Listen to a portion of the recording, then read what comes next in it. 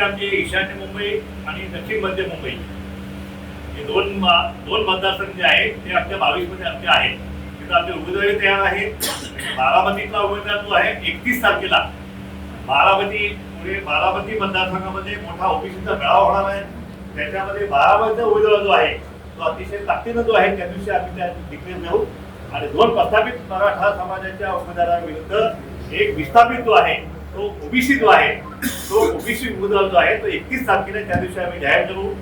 सांगलीला जो जे आहे 30 तारखेला आम्ही सांगलीला त्या ठिकाणी कार्यकर्त्यांचा मेळावा आम्ही घेतलेला आहे.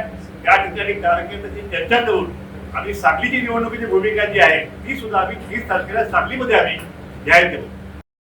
मला नांदेडमध्ये आम्ही अविनाश घोशीकर यांची उमेदवारी जाहीर केलेली आहे. त्यांचा प्रचार आम्ही सुरू केलेला आहे.